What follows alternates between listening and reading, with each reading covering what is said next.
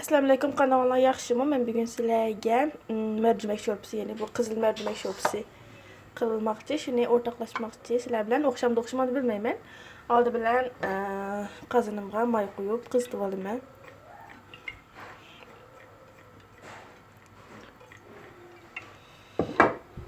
Mana qazanımızı qızdı. Həm də biz bir dal piyaz,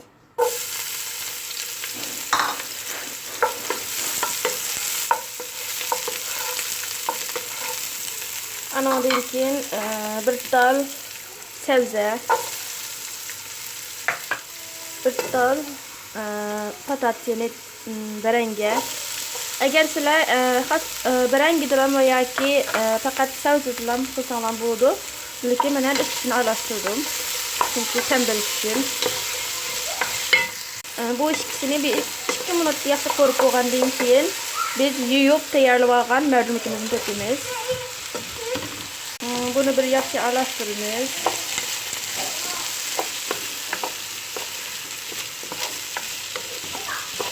Ondan keyin biz bunu üstüne 1 litre atrafında su dökemiz. Yani normal su. Kaynak söksanlar buludu. Ya ki soğuk söksanlar mı buludu.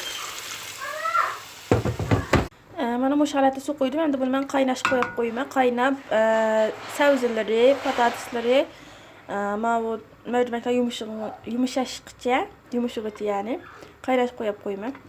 Bu mercimekimiz kaynaversin. Biz ayrım bir kaçığa küçük bir kaçımızga may koyaylı. May koyup kıztaylı.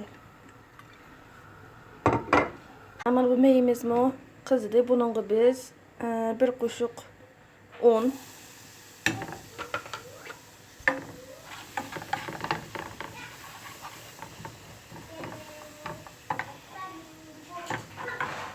bir kuşuk şoxlu qiyamı yaxşı aralashtirildi.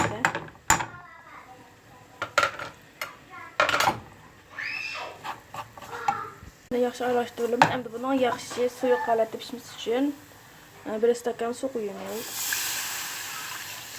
Su qo'yib, buni yaxshi ezib aralashtirib qaynatamiz.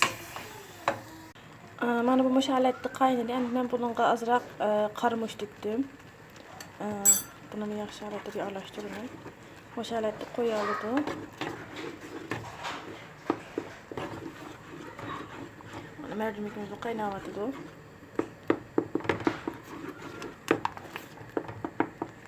Şöyle aralashtirib. Mana bizning mercimekimiz qaynagan. Men o'tni o'chirib, blenderdan o'tkazima. Mana o'tni o'chirib bo'ldim. Buni da o'tkazima.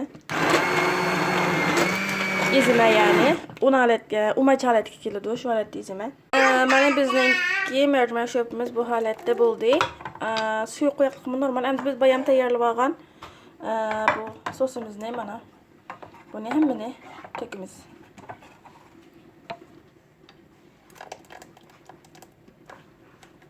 Mana biz hammani tökdük. Eğer bu mesela men özünü nimalarga bog'liq. Eğer sizlar nima deyman? Bu salçasını qilmasanlar bo'ladi. Men rangli ham tamlikroq bo'lsin deb qildim. Eğer sizlar xohlasanlar qilmasanlar bo'ladi. Endi bunga muvofiq miqdorda tuz, men tuz qo'ymadik emasmi? Tuzni qo'yib, buni yaxshi aralashtiramiz.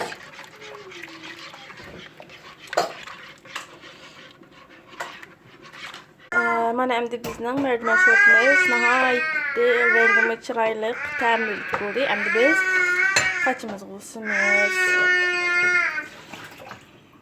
Mana bu holatda bo'ldi. Bu limon bilan qilsanlar, iste'mol qilsanlar bo'ldi. Bek yeyishlik bo'lib qish kelib qoldi. Nashtalarda yaxshi mercimek şorpasi. Mushat qilsanlar bo'ldi. Buning yana boshqa qilish usulim bor. Yine bu mening qilish usulim. Agar sizlarning boshqacha yaxshi fikr usulinglar bo'lsa, uni men bilan paylaşsanlar bo'ldi.